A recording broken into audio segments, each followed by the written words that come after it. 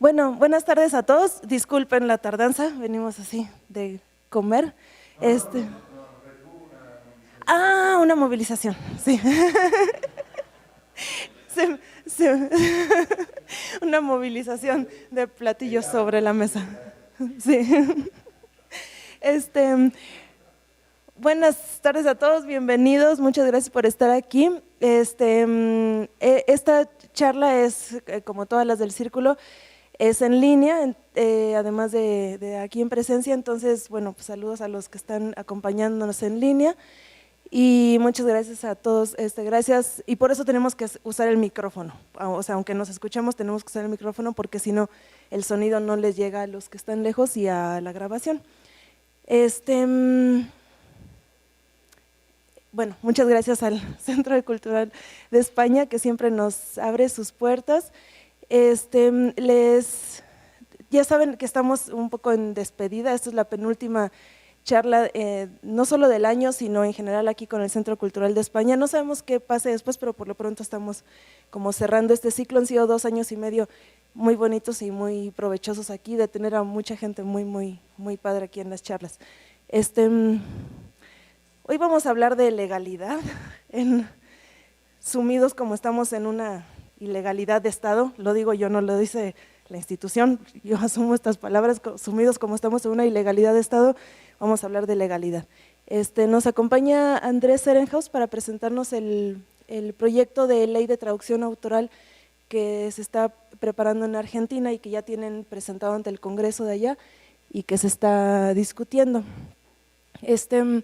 Si pudieron ver el artículo de traducción, autoría y autoridad, que de alguna manera presenta, me parece que de manera muy clara, el razonamiento que hicieron ellos para, o sea, existiendo una ley sobre propiedad intelectual equivalente, digamos, a la que tenemos aquí en México, de la Ley Federal del Derecho de Autor, o la que hay en España de la Ley de Propiedad Intelectual, existiendo esta ley, hicieron una serie de razonamientos y discusiones que los lleva a proponer un nuevo proyecto de ley específicamente de traducción autoral. Entonces, si no han visto ese artículo es muy interesante porque ahí se van estableciendo ciertos conceptos que van dejando claro el panorama, esta cuestión de cómo materializar, digamos, la práctica en una serie de conceptos y de operaciones materiales y concretas, que es lo que finalmente hacemos con las leyes. Entonces es de lo que nos va a platicar. Esto porque creo que en muchos países, a raíz de esta iniciativa, aquí en México, seguramente en Colombia, en muchas partes, vamos a empezar a hacer el mismo recorrido, de pasar de la ley de propiedad intelectual que tenemos o su equivalente, a una ley más específica, vinculada con la traducción autoral. Entonces, esto es lo que nos va a presentar Andrés. Aunque no te guste, voy a hacer el protocolo de la ficha curricular por la gente que nos acompaña en línea y porque esto queda grabado, etcétera. Entonces les voy a presentar a nuestro ponente y luego le dejo la palabra. Andrés Ehrenhaus es traductor y escritor, reside en Barcelona desde 1976. Como narrador ha publicado Subir Arriba, El futuro es esto, Monogatari, La seriedad, Tratar a Fanglo y Uno busca yendo despedaza. Este libro es el que publicó Malpaso y que viene también a presentar aquí a la FIL, ¿no? Entonces, ¿sí?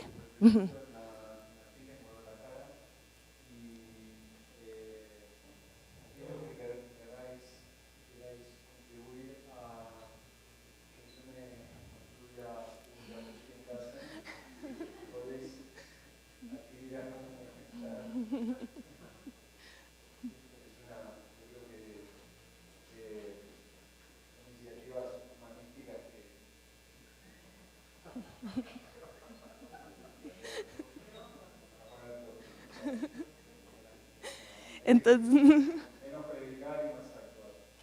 así. Entonces, bueno, nos acompañan de Malpaso, que son de esta última novela. Es profesor del Máster de Traducción Literaria y Audiovisual de la Universidad Pompeu Fabra en sus modalidades presencial y online. Integró desde el 2001 hasta el 2010 la Junta Directiva de la Sección de Traductores de la Asociación Colegial de Escritores de España, ACET. Si se acuerdan, el 8 de octubre estuvo aquí Carlos Fortea de ACET, también platicándonos, el presidente de ACET, platicándonos sobre su funcionamiento. Entonces, si tienen curiosidad, ahí está el video en línea también. de la que fue vicepresidente, y entre 2008 y 2010 la Junta Directiva de Cedro, que es otro organismo español. También pueden buscar ahí el enlace y es también interesante como instancia, ¿no? Fue comentarista de libros en diversos programas de la televisión catalana. Ha traducido desde manuales de electrodomésticos a numerosas obras del inglés, francés e italiano, tanto clásicas como contemporáneas, que abarcan autores tan diversos como Shakespeare, Edgar Allan Poe, Oscar Wilde, Lewis Carroll, Kerouac, Brian Aldiss, Maurice Dantec, Gus Van Sant, Guy Van Sant, perdón, Les Murray o John Lennon. Entre sus traducciones más recientes se cuenta una edición bilingüe de las poesías de Shakespeare y una nueva edición ilustrada de Alicia a través del espejo. Lo de Shakespeare, aprovecho y les hago la invitación. Mañana en Ciudad Universitaria, a las 10 de la mañana, va a estar presentando Andrés también una conferencia, la de Nenúfares y Sudokus, y luego se va a presentar la lectura dramatizada que hicieron los chicos de teatro de la Coordinación Nacional de Literatura de Limba, de La violación de Lucrecia. Entonces ahí están invitados, a las 10 de la mañana en un lugar difícil de llegar, que es el anexo Adolfo Sánchez Vázquez de la Facultad de Filosofía y Letras de la UNAM, en el Salón 1-1. Si logran llegar, es entrada libre como premio por haber llegado hasta allá. Pero bueno, invitados todos, ¿no? Y bueno, en 2011 fundó Noujas, la primera agencia literaria para traductores de España. No sé si ahorita dé chance de platicar de eso, pero pues quizá hay alguna pregunta. Entonces, sin más, los dejo con Andrés. Muchas gracias por estar aquí. Es una plática que habíamos preparado desde hace mucho tiempo, entonces me alegro mucho y muchas gracias a todos.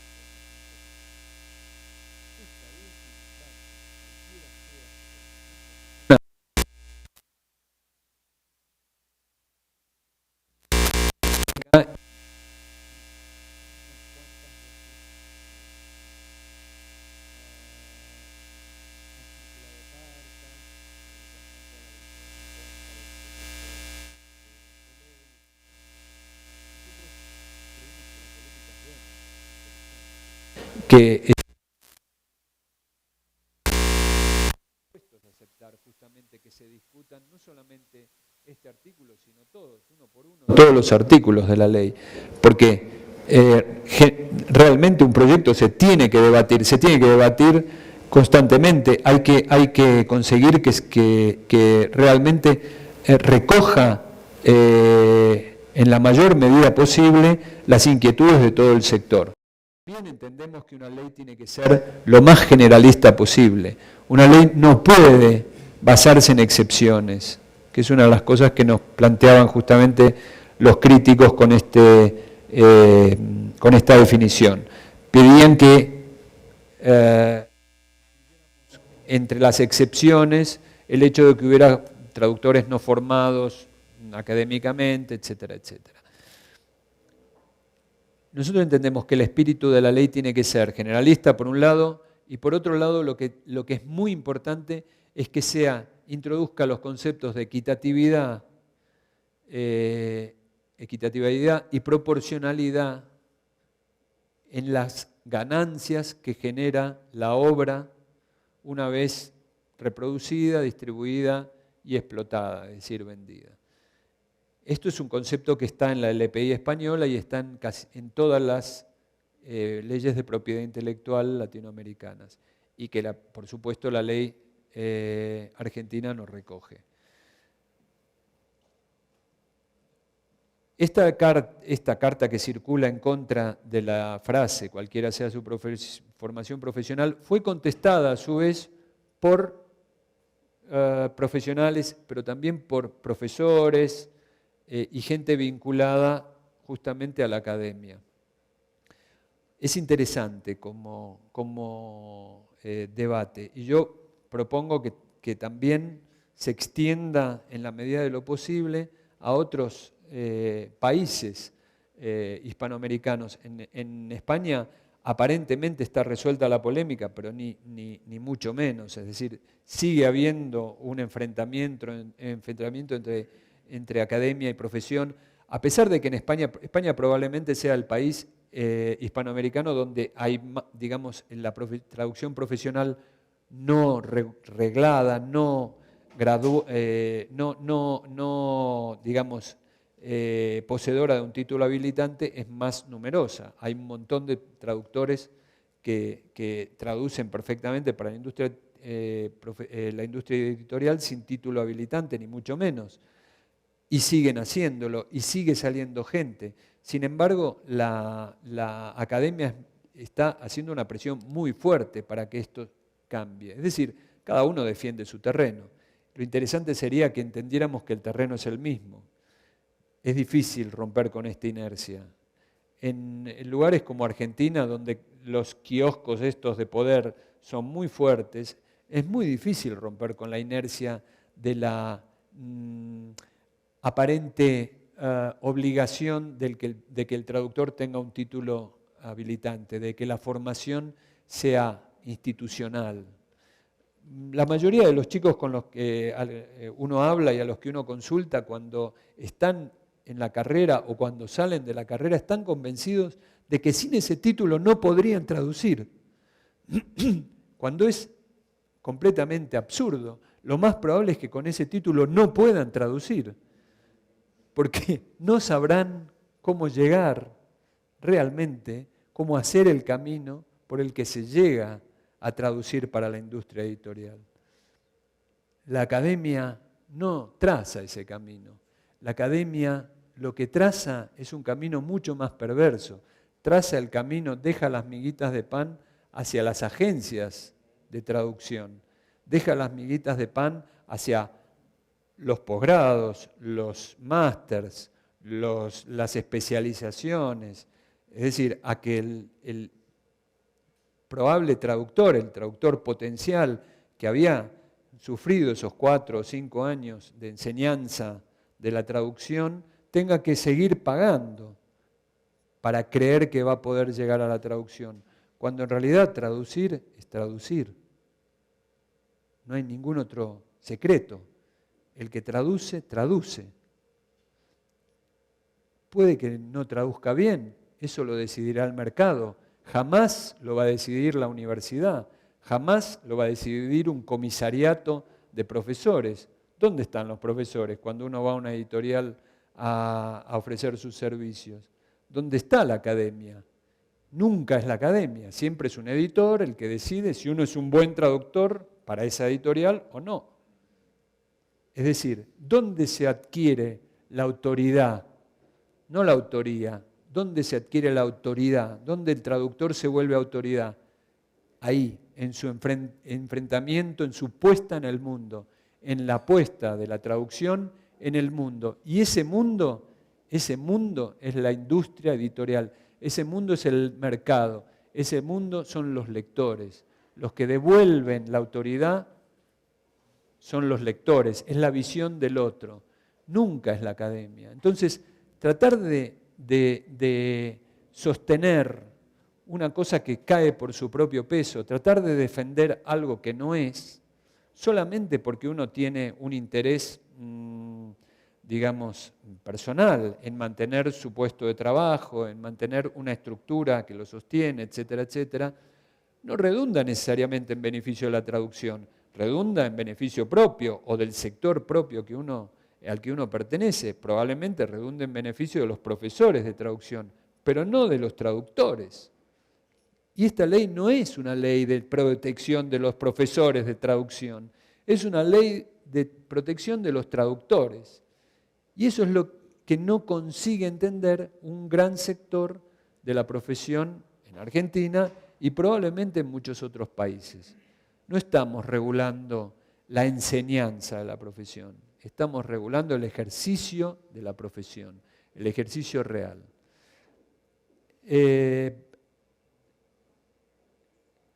Aquí probablemente, muy seguramente, es donde nos estancaremos en la discusión, en el debate, o por lo menos será el primer escollo que tendremos en el debate en el Congreso, si es que se da.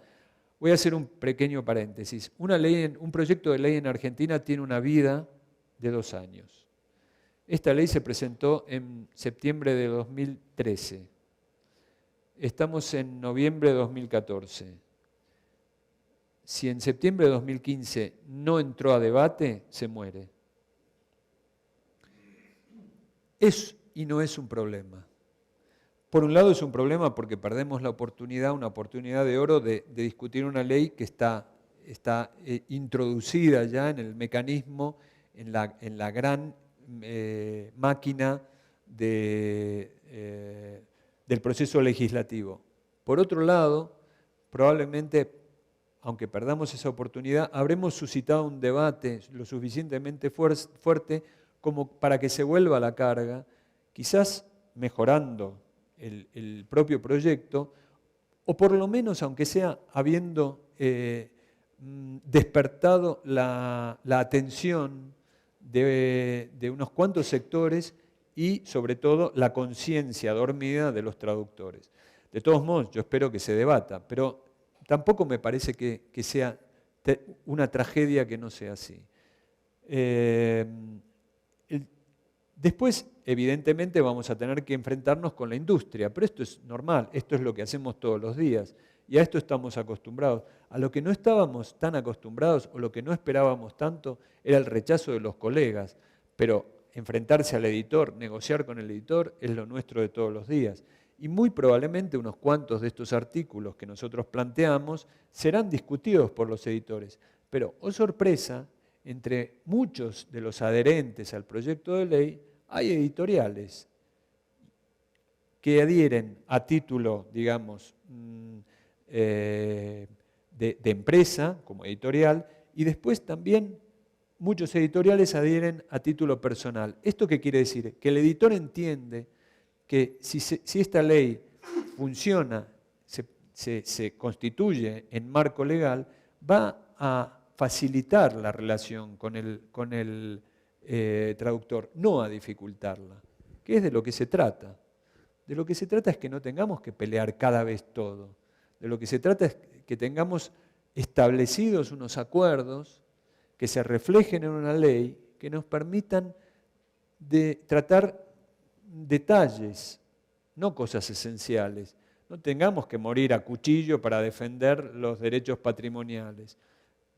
Entre otras cosas, si quieren vamos repasando la ley artículo por artículo. Acá, a ver si volvemos a la página anterior. La tercera definición es la definición de usuario. Y define como usuario a la persona física o jurídica por cuya cuenta se realiza la traducción.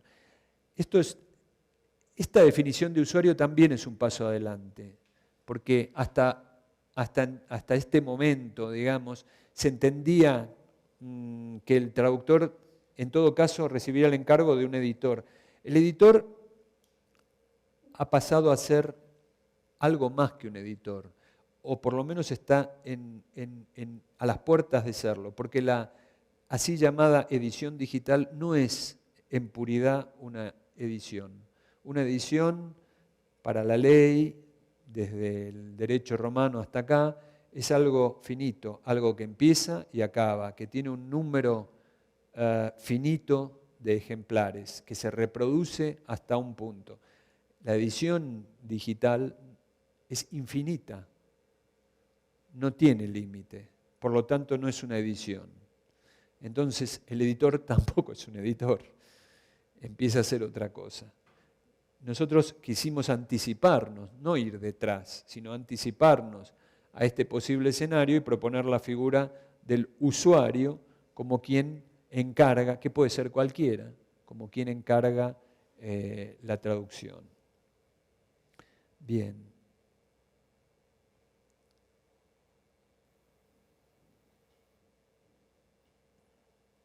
Bueno, antes de entrar en estas cuestiones, vamos a hablar un poco de la cuestión de el calificativo de autoral.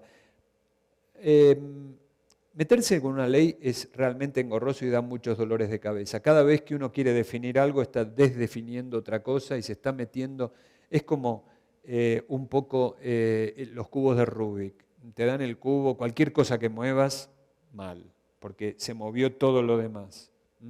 Entonces, hasta que no están las 6 caras, como corresponde, todo te parece un caos. Y aunque solo te falte un cuadradito, mover ese cuadradito implica que se te movió todo lo demás.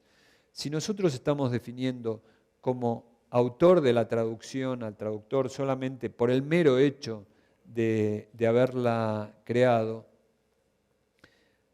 ¿para qué necesitamos decir algo más sobre ese traductor, algo más sobre esa traducción? Al ser una obra, ya tiene un autor y por lo tanto decir obra autoral es un pleonasmo. Es lo mismo que decir hombre humano. Sin embargo, cuando uno dice traducción autoral, parece que dijera algo diferente. Pero si realmente pensamos, vamos al concepto puro, abstracto, la traducción, al ser una obra, no hace falta definirla como autoral. Entonces tenemos este problema. ¿Por qué quisimos calificarla de autoral? ¿Para separarla de qué?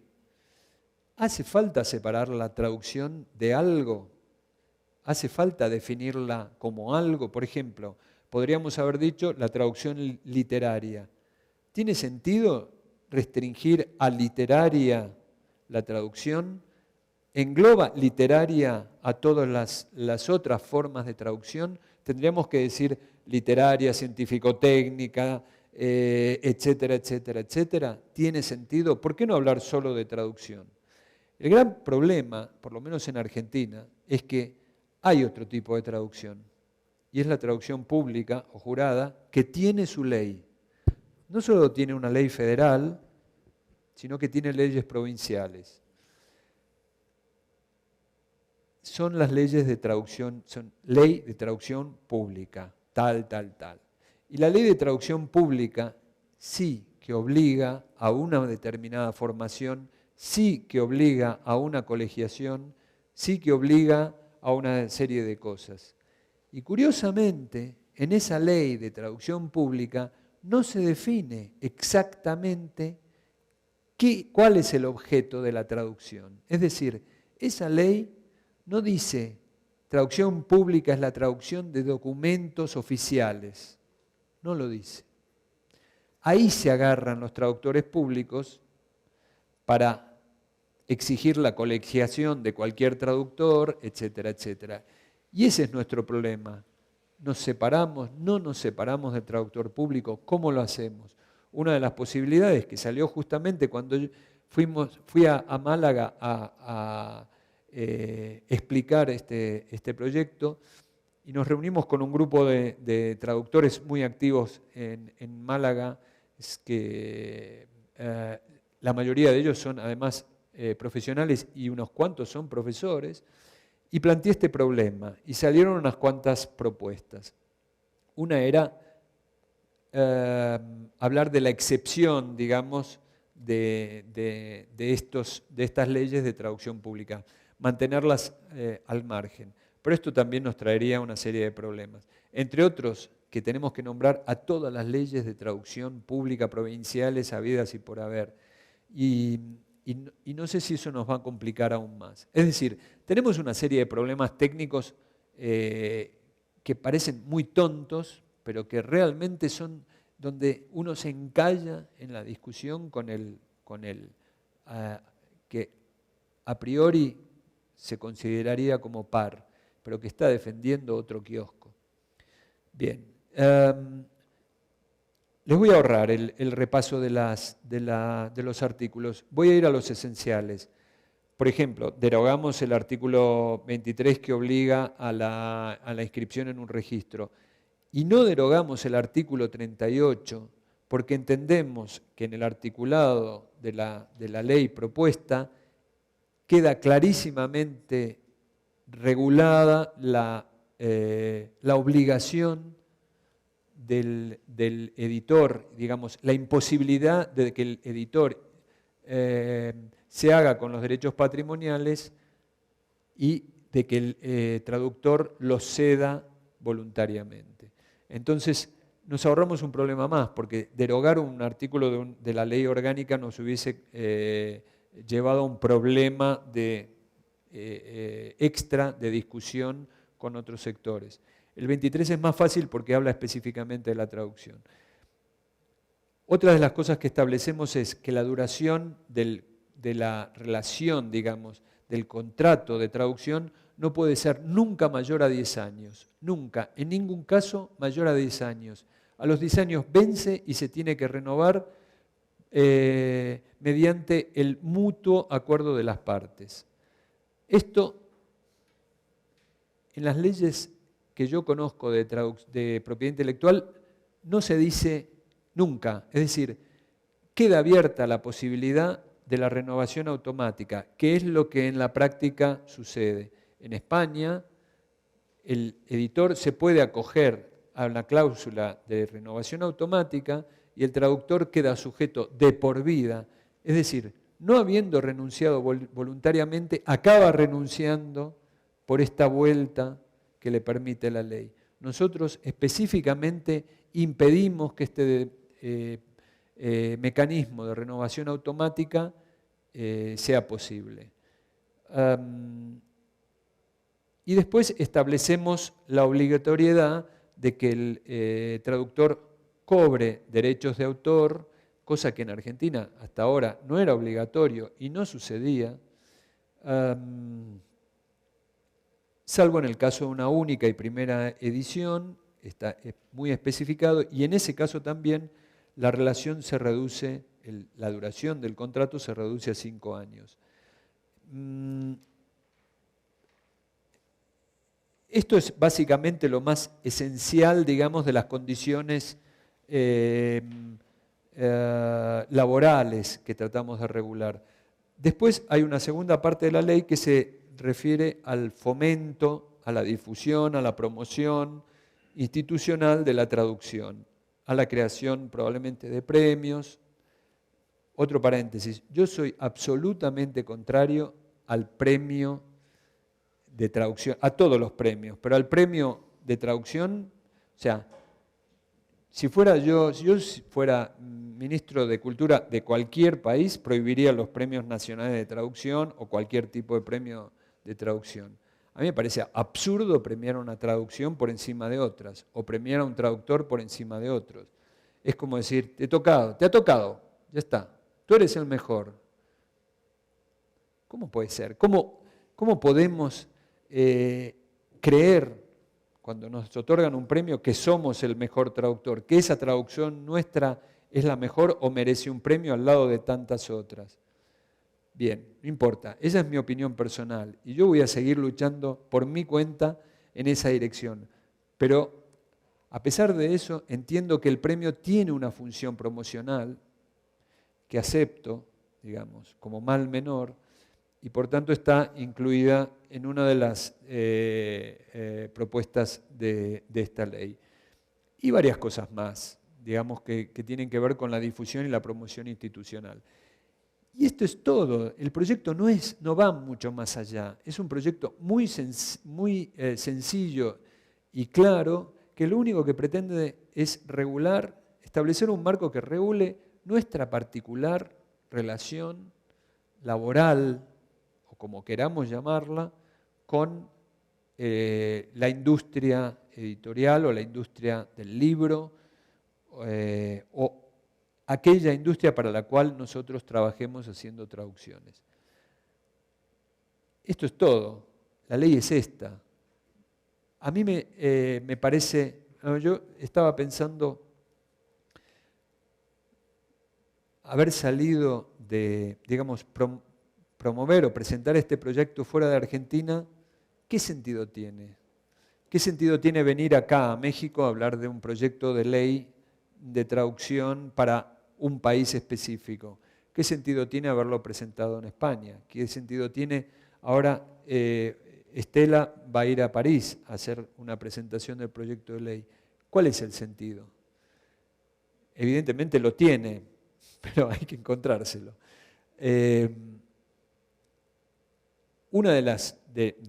sentido esencial que tiene, creo que salta a la vista. No hay ninguna ley específica de la traducción en ninguno de los países del ámbito hispanoamericano, y me atrevería a decir del mundo mundial. Esto ya lo vuelve interesante, es decir, estamos empezando a pensar en nosotros como sector importante, probablemente no importante numéricamente, no somos muchos, pero sin traducción no hay cultura. Punto. O sea, sin traducción se acaba todo. Se acaba la difusión cultural, la difusión científica, el intercambio de todo tipo de ideas. Cada país se convierte en una isla que se autofagocita porque crea solamente para sí mismo, ni sale ni entra nada. No creo que empezamos a merecer una cierta atención seria. Creo que somos un sector que, aunque no tengamos mucha fuerza, no podemos salir. Si salimos todos los traductores que hay a la calle, no cortamos la calle, digamos, no llenamos una plaza. Esto es verdad. Sin embargo, si todos los traductores que somos dejamos de traducir durante 2 años, yo creo que el colapso es importante. El colapso es realmente importante. Entonces tenemos que cobrar conciencia de eso. Somos un sector importante. Importante quiere decir no solamente que tenemos derechos, sino que tenemos muchas responsabilidades. Y cuando esas responsabilidades, cuando esos derechos no están reflejados, digamos, y protegidos por la sociedad, nosotros también nos sentimos con derecho a no cumplir con nuestras responsabilidades. Y eso es malo,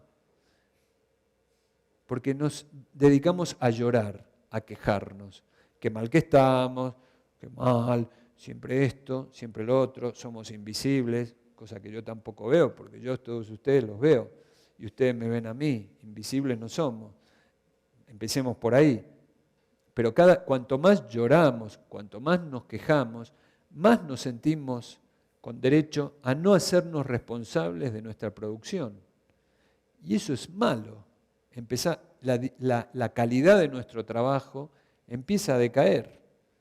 Entonces necesitamos que esa figura esté protegida para que nosotros nos podamos hacer responsables de la labor que ejercemos y del trabajo que hacemos, para que traducir realmente sea lo que nosotros idealmente creemos que es y no lo que es en la práctica, es una carrera contra el reloj. Por tanto, este es uno de los puntos esenciales que me parecían importantes para qué sentido tiene empezar a difundir este proyecto de ley en otros países. Segundo punto es el siguiente. En el ámbito hispanoamericano, las realidades laborales cada vez son más cercanas. Antes se suponía que trabajar para España era la panacea. Esto se está acabando. En España cada vez las tarifas son más bajas, el traductor trabaja cada vez con más precariedad y a la vez la industria editorial de países como México, como Argentina, como Chile, como Colombia, empieza a crecer, tiene un poder financiero mucho más alto, mucho más elevado y por tanto puede elevar también a su vez las tarifas y las condiciones y mejorar las condiciones. Se está equiparando este desnivel enorme que había. Va a llevar probablemente muchos años más, pero la tendencia es esa, a que los problemas del traductor latinoamericano sean cada vez más los problemas del traductor español y viceversa. El traductor español no tiene conciencia de esto, no tiene ninguna conciencia. Cree que sigue viviendo en una isla a pesar de que es una isla que cada vez está más llena de espinas. Sigue, digamos, pensando que mientras se siente en esa isla, por más espinas que haya, va a estar seguro.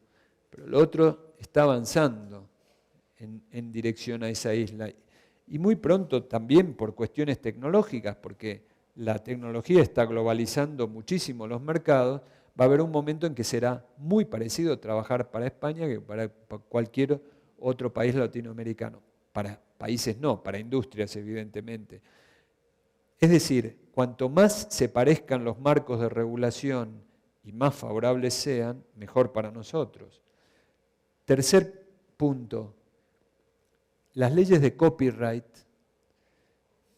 tienen mucha fuerza y están empujando muy fuerte para variar, para cambiar la lógica de las leyes de derechos de autor de, digamos, tradición europea que por suerte hemos heredado. Es decir, por suerte estamos dentro de la lógica de la protección de los derechos de autor. El mundo anglosajón hace rato que ha abrazado la lógica del copyright, que es mucho más parecida a eso. Haces un zapato, te lo compro, mi zapato es mío, tu zapato es mío, adiós. El traductor se olvida de su zapato en cuanto se lo paga el editor. Esto va a ser cada vez más fuerte porque hay empresas como Amazon, como Google, que están empujando hace años para que esto cada vez domine más el mercado mundial. Por ahora van perdiendo los pleitos en los tribunales europeos, pero ¿hasta cuándo va a ser así? Cuanto más leyes, cuanto más aparato legal tengamos para defender los derechos de autor, mejor. Los traductores, evidentemente, somos el penúltimo orejón del tarro. El último son los correctores, no nos olvidemos. Porque lloramos mucho, pero el corrector es como si no existiera directamente, lo tenemos bajo el zapato. O sea que seamos realistas. Nosotros somos el penúltimo orejón y por tanto seremos el penúltimo protegido por una ley, por las leyes de derechos de autor. Tenemos que tratar de que sean fuertes. El cuarto motivo es porque más allá de la ley, todas estas polémicas que yo decía que se suscitaron en Argentina a raíz del proyecto son interesantes para los distintos ámbitos culturales, laborales, profesionales de los países hispanoamericanos. Me parece que es un debate interesante que proponer. Es interesante saber dónde estamos parados, si hace falta o no hace falta formación, hacia dónde vamos, etcétera, etcétera. Es decir, hay muchos motivos por los cuales venir a presentar una cosa así aquí. No voy a ocultar que el motivo principal es el de conseguir apoyo. No tanto apoyo, no porque vengan todos a la puerta del Congreso, vamos a gritar ahí, vamos con pancartas y a tirar tomates o lo que sea, sino porque la mera difusión, ya el hecho de que haya un ámbito que recoja esta propuesta, le da fuerza. El mero hecho de que ustedes estén escuchando y que estén dispuestos a recoger esta propuesta, ya le da fuerza.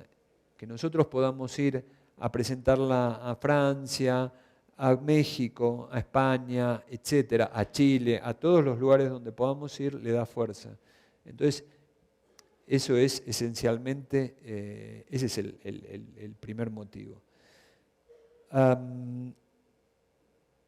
Si quieren, discutimos un poco o me preguntan cosas. Yo creo que casi sería lo mejor. Pregúntenme cosas, si tienen alguna duda, alguna inquietud, algo que puede ser cualquier cosa, yo voy a tratar de contestar. Hay muchas cosas que no tenemos del todo claras, no sabemos qué va a pasar de aquí en adelante, pero lo estamos peleando a full. Me parece que eso que decía antes es verdad. Si sale, bien. Si no sale, también bien. Porque se está moviendo el avispero. Empiezan a salir notas en prensa. Salió una nota en La Nación sobre el proyecto de ley. Ahora, hoy, salió una nota en Página 12. Se está empezando a mover la cosa. Si esto se mueve en general, nos va a beneficiar a todos, creo. Entonces, entiendo que si quieren saber, por ejemplo, cómo se hace, cómo hicimos el proyecto, cómo se hace, acá estoy. No sé. Sí, decí.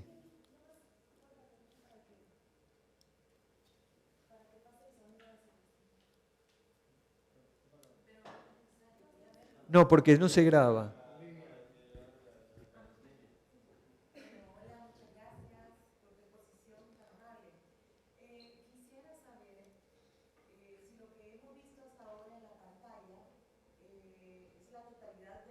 No, es bastante más largo.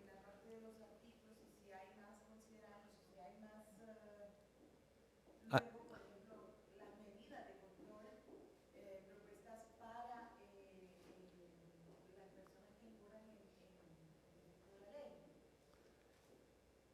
¿cómo que quiere? Ah, vale, sí, sí.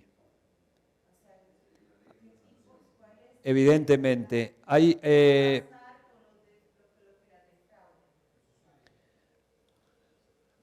los vamos a guillotinar.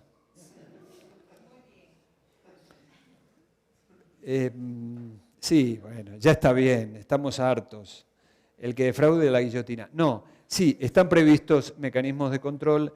Yo no quería abrumarlos con, realmente, aunque es una ley sencilla, corta, meterse en el articulado de una ley es un poco, ahora así, en una presentación es abrumador. Sin embargo, acá, si van acá, a este blog, en este blog no solamente está el proyecto y lo pueden consultar, sino que están todos los textos en apoyo, incluso en disensión, las notas que salieron, la bibliografía, digamos, que generó el proyecto o en el que se apoyó el proyecto. El que realmente se quiera enterar a fondo de de la esencia de la letra de la ley y también de la marcha, este bloque, ¿qué es esto? ¿Tiene que salir acá esto? ¿Me pueden explicar qué pasa acá? ¿Pero quién les pidió a ellos que se metieran? ¿Cómo nos pueden invadir de esta manera? Algo está pasando. O sea, no puede ser que se metan esto es privado. Nadie los autorizó a meterse, no sé. Está pasando algo raro, ¿eh? O sea, uno abre su correo personal y te quieren vender yo qué sé, no sé, desde artefactos para alargar el pene, que vale, ya está bien, ya. Es decir, probablemente uno lo necesite, pero hay otras cosas que son completamente inútiles. Bueno,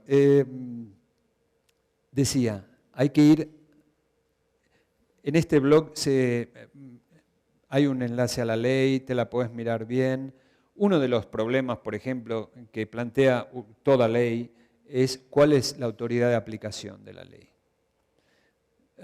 Es decir, quién se hace cargo institucionalmente de la ley.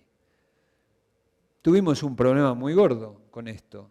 Nosotros entendimos, bueno, nosotros no, nuestros asesores, que la autoridad de aplicación natural de una ley así era la Secretaría de Cultura. Es decir, hace un año en Argentina había una Secretaría de Cultura. Hoy no existe la Secretaría de Cultura, hay un Ministerio de Cultura. ¡Oh! Tenemos un problema. Tenemos una autoridad de aplicación que ya no existe. En principio, lo natural sería que el Ministerio de Cultura absorbiera o asumiera los compromisos, si es que esto se puede llamar un compromiso, pero bueno, sí, de la Secretaría. Pero no necesariamente va a ser así. Es difícil establecer una autoridad de aplicación de una ley que tiene que ver con la propiedad intelectual, porque la propiedad intelectual atraviesa varios campos. Por ejemplo, el comercial, por ejemplo, el jurídico, por ejemplo, el cultural. ¿El jurídico dónde? El Registro Nacional de los Derechos de Autor en Argentina depende del Ministerio de Justicia. O sea, los organigramas de Estado son un caos infernal y necio. Y uno tiene que, digamos, enfrentarse a esa realidad. Muchas cosas son chapuzas hechas para tapar una chapuza anterior en los estados. Y uno se tiene que enfrentar a esa realidad. Entonces nosotros ahí tenemos un problema. Es decir, bueno, se creó un ministerio donde no lo estaba, tenemos que redefinir la autoridad de aplicación. La autoridad de aplicación teóricamente es la que se encarga de hacer efectiva la ley, es decir, de castigar el incumplimiento. Si cambia la autoridad de aplicación, también hay que ver cómo se define ese castigo. O sea que todos estos problemas técnicos, que son muy importantes y están contemplados, se van a definir en el debate. O sea, van a acabar de cobrar forma en el debate, porque nadie va a querer dejarlo suelto. Por ejemplo, ¿quién se encarga del presupuesto necesario para el fomento, la promoción, la creación de un premio? A lo mejor no es el Ministerio de Cultura, a lo mejor hay instancias como el Fondo Nacional de las Artes, por ejemplo, en Argentina, que se podrían encargar de eso. Eso se va a definir en el debate. Pero está, digamos, el borrador ya se anticipa al hecho de que esto ocurra y propone una forma. Realmente es interesante el blog, a mí me parece que es muy completo. Por ejemplo, la polémica, esta última que surgió a raíz de cualquiera sea su formación, está recogida en el blog. acá como ven está la nota de página 12 que salió hoy. ¿Quién puede traducir? Que es el intercambio entre formadores de traductores, La Plata, Buenos Aires, Córdoba. Ahí están las dos cartas, la de crítica y la de crítica a la crítica. Y son muy interesantes, es interesante cómo se plantean una y otra, y las posiciones que quedan ilustradas en una y otra. Hay una nota, la nota de ADN en La Nación, y hay las presentaciones, por ejemplo, la del proyecto de ley en la UMA, en la Universidad de Málaga, etcétera, etcétera. Acá está la charla de hoy. Y acá salió otra porquería, es increíble. No puedo más de esto. Etcétera. El blog hay mucho documento, hay mucha información bibliográfica, hay mucho documento de reflexión en torno a las cuestiones que plantea la ley, etcétera, etcétera. ¿Alguna pregunta más? Con los tratados de libre comercio, ¿cómo viene? Con los tratados de libre comercio, la ley viene a modificar muchas veces algo que ya viene definido en el tratado de libre comercio. ¿Estás hablando del...? No. No, porque no se oye la pregunta. No se oye la pregunta. Mira, pasáselo.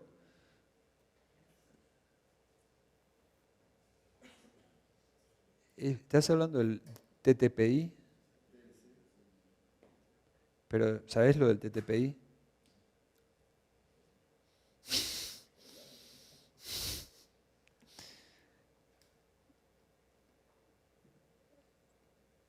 ¿Pudiste? Bueno, no importa. La pregunta es referida a los tratados de libre comercio. Nosotros estamos tratando de regular el ejercicio de la traducción en el país, es decir, no de la extraducción, sino de la intraducción, ¿sí? El problema de la relación con el exterior no lo suele tener el traductor, lo tiene el editor en todo caso. Y nos parece que es meternos en un terreno que no nos compete.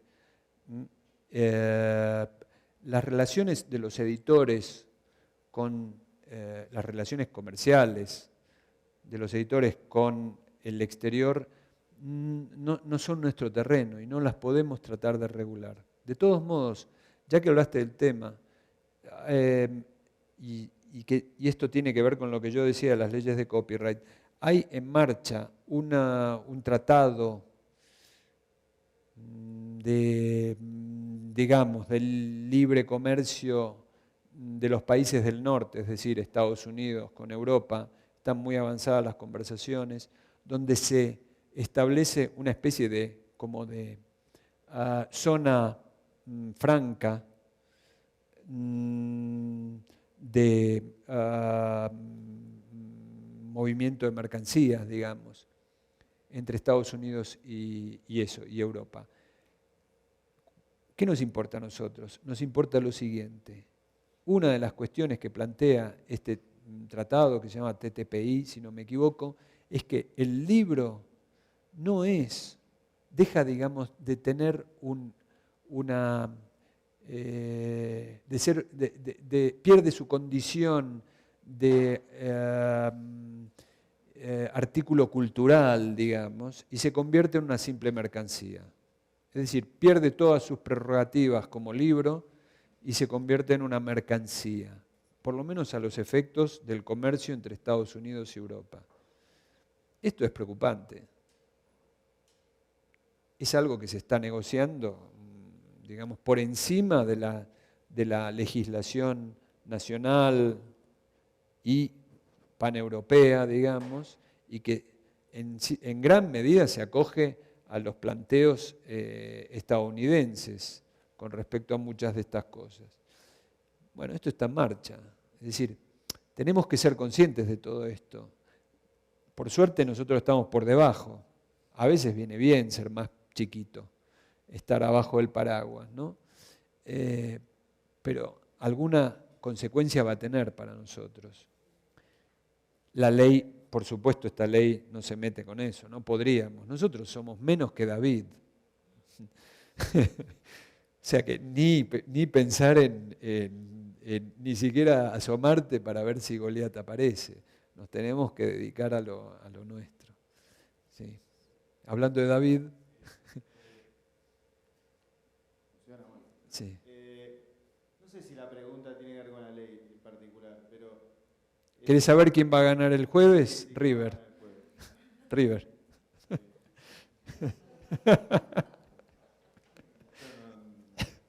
No soy de Boca. Ah, Tampoco de River, bueno. prefiero que gane Boca. Para decir algo. Para estar en desacuerdo. No, pero sé que una ley, o por lo menos creo, no fija tarifas, ¿no? No puede. Eso lo hace un sindicato, una cámara. Un sindicato y tampoco un colegio. Un colegio tampoco puede. Bueno, la pregunta es, en Argentina, ¿quién fija cuáles son los parámetros? Si es en España, si es en Argentina. Y en realidad la pregunta más profunda que quería hacer era que a veces el traductor es más que un traductor, es decir, porque lo que vi que la figura del usuario que encarga al traductor daría la impresión de que el camino siempre es de desde el rol de alguien que encarga o pide, cuando muchas veces pasa que el traductor ofrece, y Totalmente. ese que ofrece es más que un traductor, porque hizo un trabajo que el editor no hizo, que fue buscar un texto, que fue meter la mano, leer mucho tiempo, investigar, y ahí hay como una jerarquía, o por lo menos eso debería tener otro reconocimiento a la hora de establecer un contrato. No es lo mismo que vos me pagues porque yo te pido un texto, que yo te pague porque vos vas a traducir, pero además vos me lo trajiste y me gustó, me interesó, y vos hiciste el laburo que yo no hice. Al sumo te lo corregiré, etcétera. Haré las gestiones de los derechos. Sí. ¿No? Bueno, ¿qué pensás de eso? Bien, son dos preguntas. La primera, las tarifas las fija el mercado. No hay otra posibilidad legal. Las leyes de libre competencia están por encima de las leyes culturales y de propiedad intelectual. Los colegios no pueden fijar tarifas, a pesar de que sugieran o propongan unas tarifas mínimas, pero legalmente no lo pueden hacer. Justamente uno de los problemas que tenía la asociación, la ACET, la Asociación digamos, la Sección Autónoma de Traductores, era que en cuanto hablara de tarifas incurría en una ilegalidad. Entonces había que dar unas vueltas brutales para que la gente más o menos se ubicara, y aún así era complicado. Segunda pregunta, ¿es verdad? Es verdad que en Latinoamérica eso es muy habitual, no así en España. En España es muy difícil que un editor acepte la propuesta de un traductor, prácticamente imposible. El editor cree que él tiene que tener la idea y sospecha de la idea de un traductor. Bien, la idea del editor generalmente tampoco es suya, es la idea de un editor extranjero que le gustó, pero cree que es suya. Esto es en España. Esta ley no es para España, es para Argentina. Y es verdad que en Argentina la figura del traductor scout o lector es muy habitual. Bien, esto es un problema del traductor que tendrá que negociar con el así llamado usuario. El usuario, aunque no le pida, le encargue, digamos, la traducción, en definitiva, como figura, actúa como si se la encargase, porque se la está pagando, digamos, ¿vale? Esto es como que yo vengo Yo quiero poner un baño en mi casa y vos me venís con el baño hecho. A lo mejor me gusta, pero si no te voy a pedir que lo hagas. En ambos casos te voy a pagar el baño. Si vos me lo querés cobrar más porque ya lo tenías, porque te encargaste vos de buscarlo, bueno, negociamos. Pero lo vas a tener que negociar conmigo.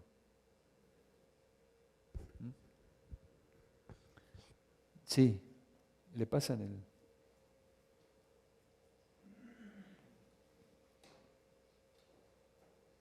Pero en ese sentido, si el mercado es el que va a decidir la calidad de mi trabajo, yo como freelance, entonces, ¿en qué me beneficia la ley? ¿O por qué de tener una conciencia de gremio con los traductores y al final de cuentas yo puedo hacer esa chamba como lo he venido haciendo, sin necesidad de crear una conciencia gremial, por decirlo así? Yo me entiendo con los editores, yo ya formé una red profesional con determinadas editoriales y me voy a vender como el mejor traductor del centro histórico de la Ciudad de México y si me conviene, pues listo. No, probablemente estoy de acuerdo. Beneficia la ley, una ley nacional para traductores si en realidad yo puedo hacer la chamba solito. A ti probablemente nada. En esas, a ver, a mí tampoco me beneficia la ley, yo no trabajo en Argentina.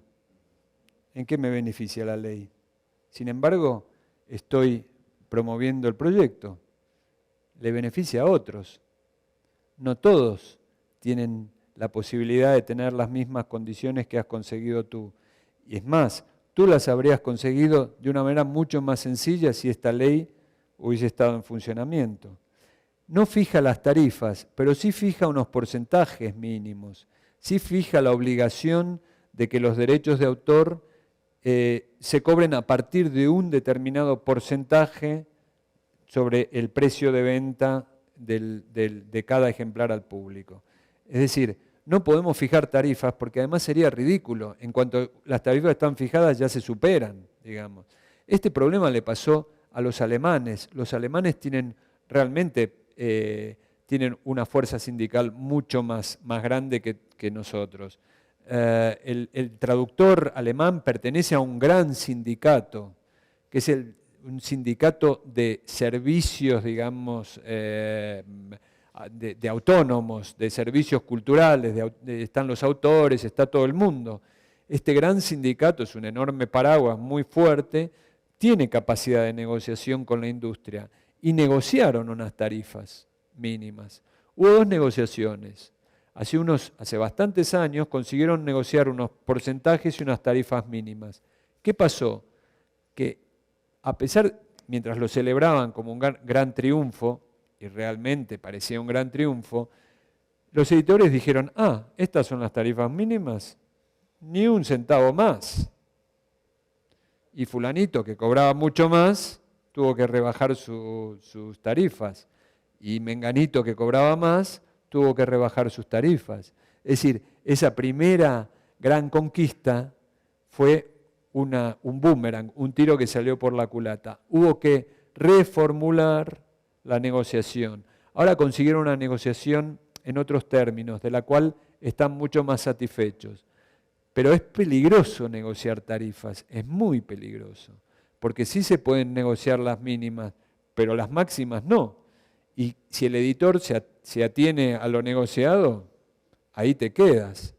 Ni tarifas, ni porcentajes, ni nada. Y a muchos nos conviene que eso no se fije, porque muchos tenemos tarifas superiores y hemos conseguido negociar porcentajes superiores. Entonces, hay que tener mucho cuidado con eso, con los mínimos que uno establece. Es peligroso, te puede salir al revés. Andrés, bueno, gracias por presentarnos toda esta información. La duda que quiero plantearte es, en este esquema de una ley a favor de que los traductores sean detentores de derechos de autor, ¿cómo se inserta en este diagrama de la profesionalización digamos, la validez académica de licenciaturas, diplomados, todo eso, por el punto que mencionas, que el traductor es quien hace el trabajo independientemente de su formación. sentido que uno de los problemas que tiene México, y creo que otros países latinoamericanos también, es que el mercado está saturado de bilingües incompetentes que no tienen ninguna preocupación por hacer pésimas traducciones, no tienen ningún interés en aprender ni lingüística, ni gramática, ni puntos de traducción. Y un esfuerzo que se empieza a hacer es el de regular. No sé si pudiera ser en algún momento, quién sabe si sea deseable, que se estableciera un código profesional como en la abogacía o en la medicina. Sí, un código deontológico.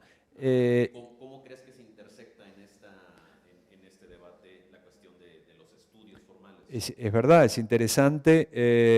Evidentemente hay una gran competencia, eso que llamamos intrusismo, que a mí me parece que es una mala palabra, o está mal elegido el término, pero es uno de los grandes fantasmas, es algo que se teme, ¿no? El intrusismo, sobre todo en algunos sectores. El sector en el que estás tú, por ejemplo, es muy lábil, ¿no? a ese intrusismo, digamos, al diletantismo de gente que se considera traductora. Yo diría que, de entrada, la formación académica no garantiza la excelencia del profesional. En ningún caso. Ese es, digamos, uno de los, digamos, será una paradoja, pero es así. Es decir, que una persona se pase 4 años estudiando traducción y después haga 2 másters y no sé cuántas cosas más, no garantiza que sea un buen traductor. Y a lo mejor otro que no estudió nada resulta que es un excelente traductor. ¿Qué vamos a hacer? Digamos, castigar al excelente traductor y favorecer al que, sí, es verdad, invirtió mucho, pero muchacho, no era lo tuyo. Esa es, digamos, es una realidad contra la que no tiene mucho sentido luchar. Ahora bien, es verdad que esto pasa y lo que hace es igualar para abajo. Ese es un grave problema. Por eso es tan importante que la conciencia, digamos, de los grupos, la conciencia de la gente que traduce, por eso es tan importante que haya debates, que esto se hable, que se hable de muchas cosas, que se hable de esto justamente, de cómo, hasta qué punto la formación garantiza o no garantiza, qué es formación. Cada vez se está hablando más, incluso yo he leído ensayos de profesores universitarios que eran partidarios a rajatabla de la formación académica, que cada vez hablan más de la necesidad de una formación creativa, es decir, de potenciar los aspectos creativos de la traducción. ¿Y dónde se potencian? Evidentemente no en la academia. Tiene mucho que ver con esto que yo decía de la responsabilidad del profesional. El traductor se tiene que formar siempre, constantemente, no puede parar de formarse. Es más, cada nueva traducción tiene que ver, es un paso más, un paso adelante en su formación, aunque sea a veces un paso atrás en su calidad, digamos, la calidad de su producción.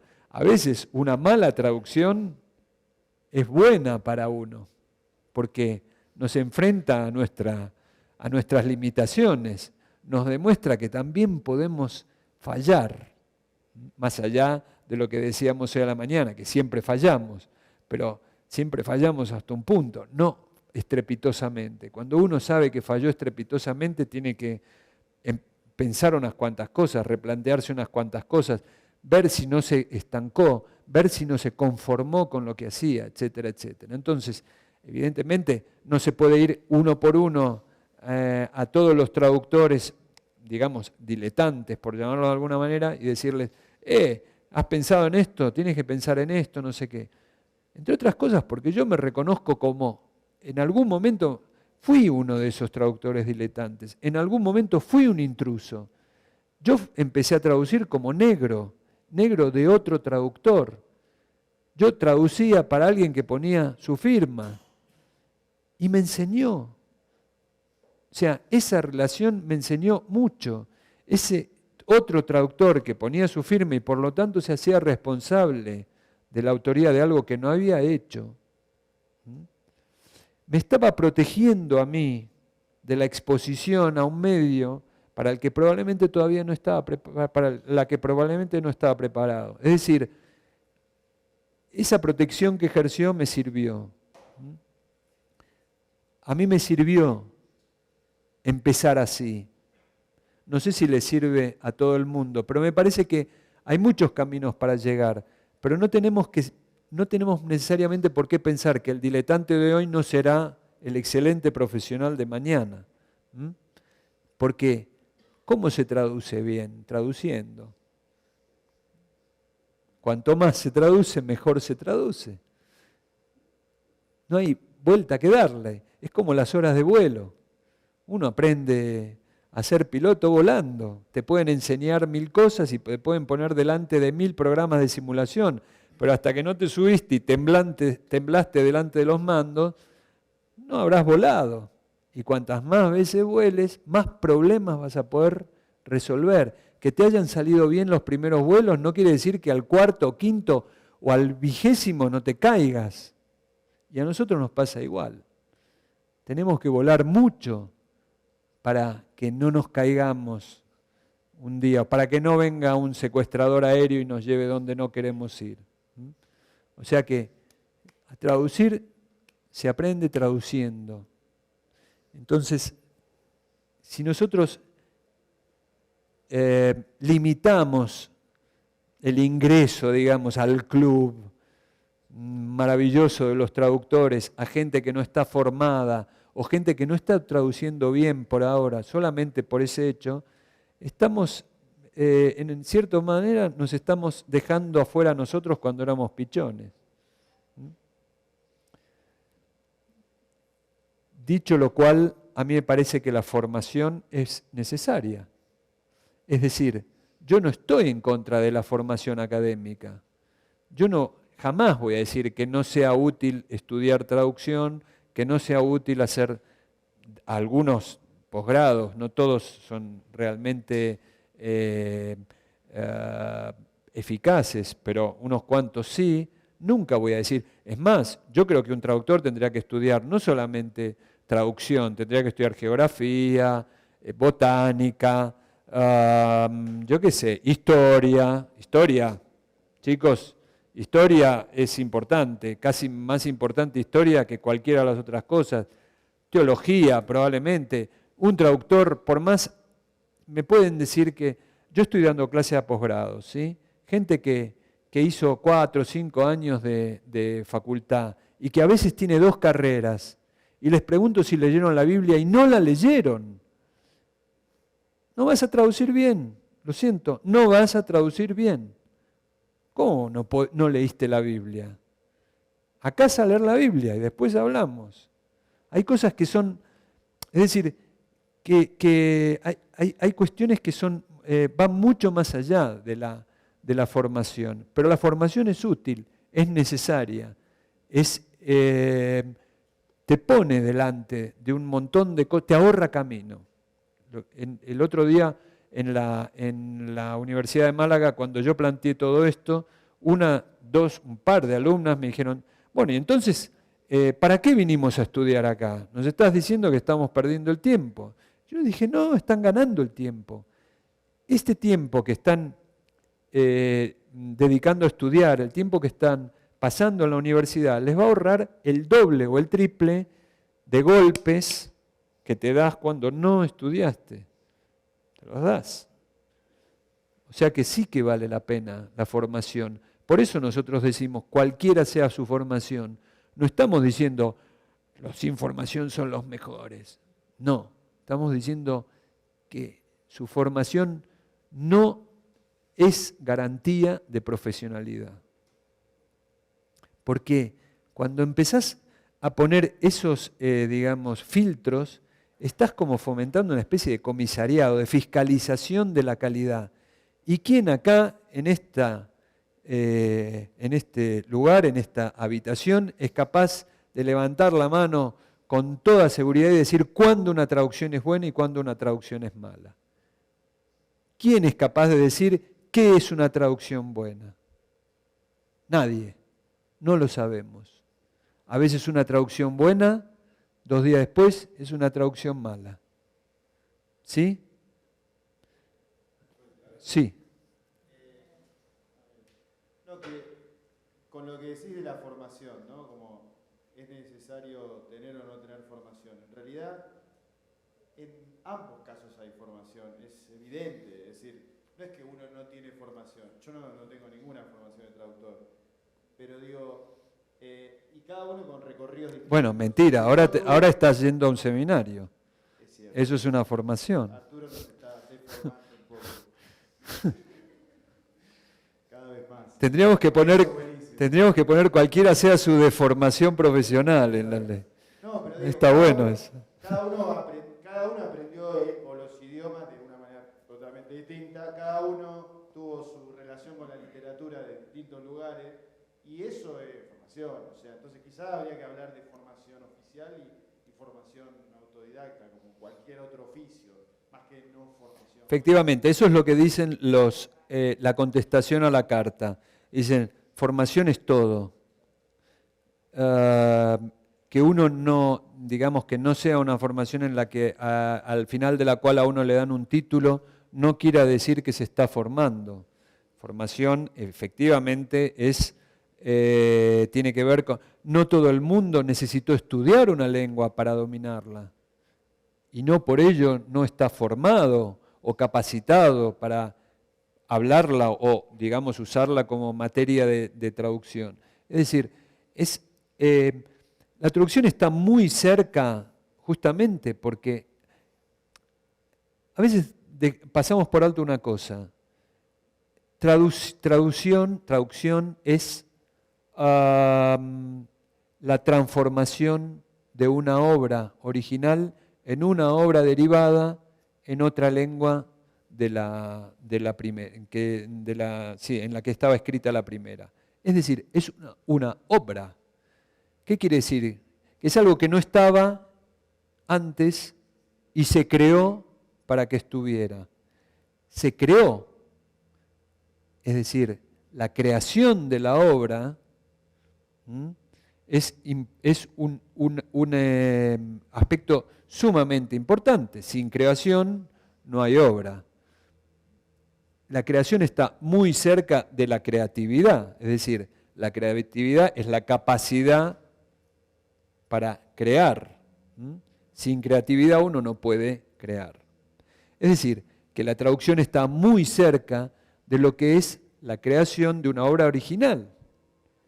Y nadie le exige al autor de una obra original que se forme aquí o allá o que tenga un título habilitante. Y el mercado está lleno de cretinos que escriben cualquier porquería. Lleno. ¿Y no son intrusos? ¿Qué hacemos con todos los autores infernales que nos inundan constantemente con sus tonterías que se las podrían haber callado? ¿Qué hacemos con eso? Bueno, tenemos una elección, no comprarlas, no leerlas, pero están. O sea que la creación implica la libertad de creación. Y si implica la libertad de creación, tenemos que aguantar que haya gente que no nos gusta. Ya se ocupará el mercado, entendido como esa suma de lectores, productores, es decir, agentes y receptores, que acaban decidiendo cuándo una obra realmente vale la pena y cuándo no. ¿Qué llamamos un clásico? Una obra que pervive a través de los siglos. ¿Cómo pervivió? Superó muchos filtros para llegar hasta nosotros y decir, y nosotros estamos dispuestos a decir, sin ningún asomo de vergüenza, que los clásicos son todos maravillosos. Tranquilos, las traducciones de ustedes ya van a ser clásicos. Calma. Necesitan tiempo. El tiempo, el mercado, todo eso se encarga de los así llamados intrusos. Pero los intrusos están por todas partes. en todos los ámbitos de la creación hay muchísima más porquería que cosa buena. Mucha más. ¿Cuántos más pintores que no nos gustan hay? Muchísimos. ¿Por qué nos gustan lo que nos gustan? Porque son pocos. Nosotros tenemos que ser buenos traductores. Esa es la garantía. Buenos traductores. Aunque sepamos que fallamos, tenemos que tratar de ser buenos traductores. Esa es nuestra responsabilidad. Ahí, ese es el filtro. Ahí es donde se va a depurar, digamos, ese mercado salvaje. Nosotros lo que queremos con esta ley es proteger a todos los que trabajan. No podemos decidir quién es bueno y quién es malo. No podemos establecer pautas de calidad. Sería completamente ridículo. Nos convertiríamos en comisarios. Vos sos bueno, vos sos malo. ¿Cómo sé yo quién es bueno y quién es malo? No lo puedo decir. Ni siquiera sé si lo que yo hago está bien o está mal. Lo deciden otros. Me vuelve eso en forma de eso. El otro me devuelve mi imagen. Y ese otro, con el tiempo, va depurando esos filtros y consigue, digamos, establecer unos cánones. Tampoco esos cánones son, tampoco podemos decir que tal solamente porque pervivió y superó los siglos es mejor que tal otro que a lo mejor murió sin que nadie lo conociera y no tuvo oportunidad. Tampoco sabemos eso. Pero bueno, sí sabemos quién llegó y a ese le damos la autoridad de clásico. Este proceso en pequeño también se da en nuestra profesión. Nosotros tenemos que ser conscientes de eso. Es eso lo que nos va a dar solidez. Mientras tanto, proponemos que una ley nos ayude a negociar con el que nos contrata y nos allane el camino a nosotros y a él también, que establezca unas pautas claras de juego que nos permitan jugar a eso sin que perdamos solamente nosotros o solamente él, sino que cuando alguien gana, ganen los dos, en proporción, equitativamente, pero ganen los dos. No puede ganar solo uno. No es solo el editor el que arriesga, el traductor arriesga también. En otra proporción, otras cosas, pero arriesga. Arriesga su trabajo, arriesga su tiempo, arriesga su nombre. Y eso tiene que tener una retribución. El editor arriesga su dinero, también arriesga su nombre. A algunos no les importa, pero lo está haciendo. Y eso tiene también su retribución. Es decir, establezcamos unas pautas equilibradas y proporcionales de distribución de la riqueza de algo que muy pocas veces genera riqueza, porque el libro realmente se mueve en unos márgenes de beneficio muy estrechos, pero cuando los hay, si uno de nosotros tiene oportunidad una vez de traducir un bestseller, por horripilante que sea, pero que vende millones, tiene derecho a percibir esa parte proporcional y equitativa de la riqueza que generó su traducción. No tiene por qué quedársela toda el editor. Y eso es lo que nosotros queremos, que esas pautas legales estén sentadas para que eso pueda ocurrir. No nos vamos a enriquecer con esta ley. Si no la querés apoyar, no hay ningún problema porque no te va a salvar la vida. Pero sí va a facilitarle, creemos, la relación de trabajo a muchos traductores. Quería hacer una preguntita, pero antes, bueno, decir algo en el sentido de esta última discusión y un poco en el sentido que decías vos. Digamos, cuando yo leí a mí obviamente me preocupa lo que llamamos diletantismo, no sé, pero cuando leí la formulación de cómo se define al traductor, más que decir esto está validando la posibilidad de ese diletantismo, más bien a mí inmediatamente me surgió lo opuesto, digamos. Yo lo que sentí es que más bien lo que eso posibilita, digamos, fijar reglas claras en donde el editor tenga que poner un poco más de su parte, lo que hace es limitar el diletantismo de los editores, que es también donde nace un poco del diletantismo del traductor. Para mí fue como muy claro eso, si realmente el editor tiene que ponerse, va a hacer esto que decías vos, que llamabas la selección del mercado, digamos, ¿no? Pero va un poco a ajustar esos mecanismos. Exactamente. Exactamente, para redondearlo un poco, si el editor no puede moverse por fuera de la ley y se tiene que mover por dentro, entonces buscará esa excelencia, buscará la calidad, tratará de huir, digamos, del producto mal hecho, porque ya está pagando por ese producto como si fuera bueno.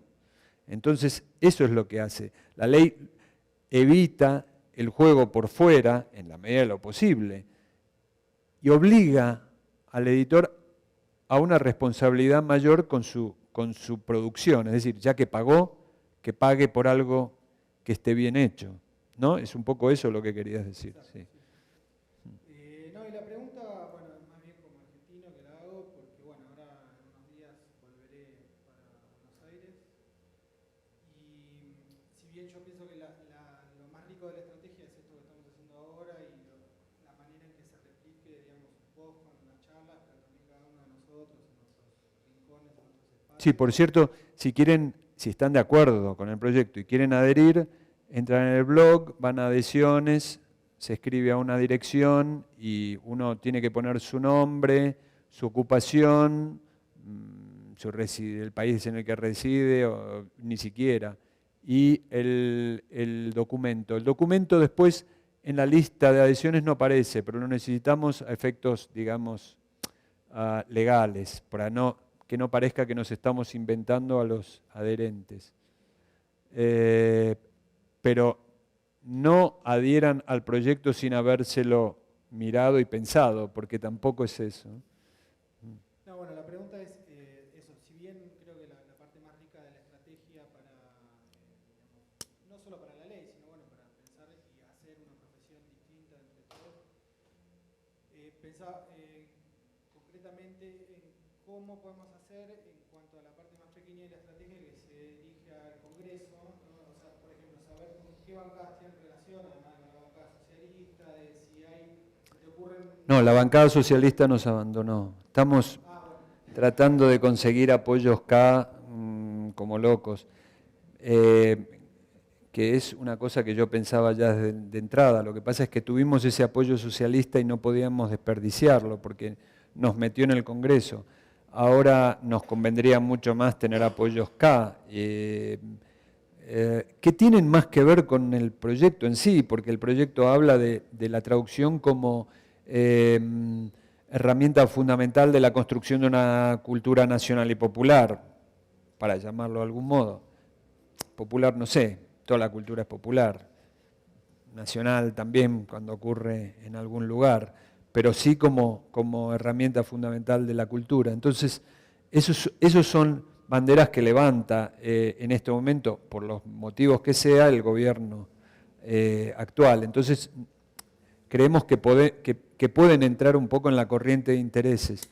Ahora, yo no vivo fuera de Argentina. Cada vez que mis compañeros me cuentan las movidas políticas, a quién vieron, de dónde viene, por qué este es así, este es asá, y si está o no en la cámpora o dónde, yo me mareo. O sea, para mí es como si me hablaran de ciencia ficción o peor.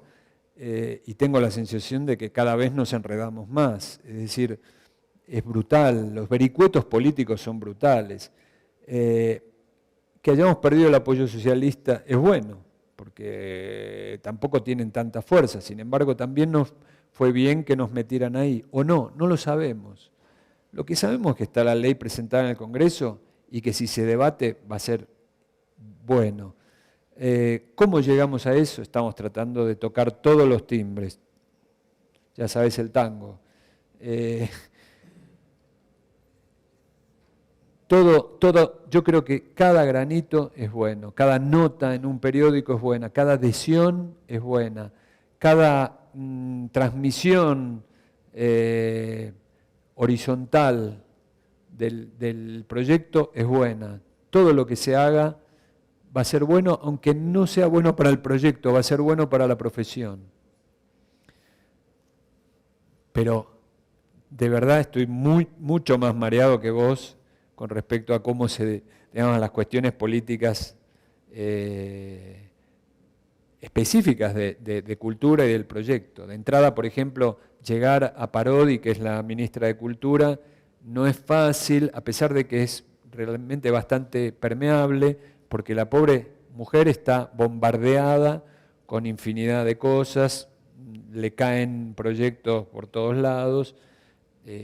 Los proyectos de cultura son increíbles, es decir, este está ahí, pero está lleno de... O sea, cuando uno ve la lista donde estás detrás de uno que propone que el sable curvo de San Martín esté de derecha a izquierda en vez de izquierda a derecha, no sé dónde, y es un proyecto de ley o de decreto, no sé qué, y debajo está otro que dice que se declare de interés público el bombo, yo qué sé, es que son cosas así, realmente, y las tienen que tratar.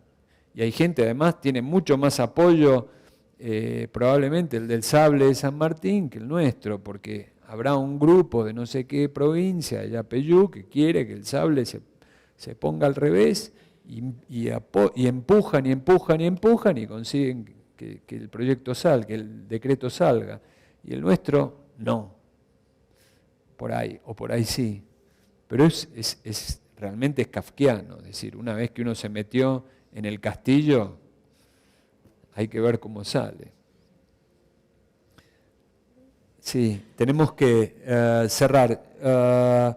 Quiero decir una sola cosita más. Quiero agradecer especialmente, aparte de mis compañeros del proyecto, Estela, Lucila y Pablo, muy especialmente a Griselda Márcico, que es la que se plegó al grupo posteriormente, desde hace unos meses, y sobre todo armó el blog, y el blog me parece una herramienta espectacular de difusión del proyecto, y creo que es muy importante eso, que el reconocimiento a los demás, porque ustedes me ven a mí, pero yo soy solamente una de las patitas, todos los demás están haciendo un montón de trabajo similar, y realmente a pulmón, es decir, a ninguno de nosotros nos va la vida es decir, no nos va a solucionar nuestra salud laboral el proyecto. Lo estamos haciendo porque creemos que realmente vale la pena. Y muchas gracias por escucharme.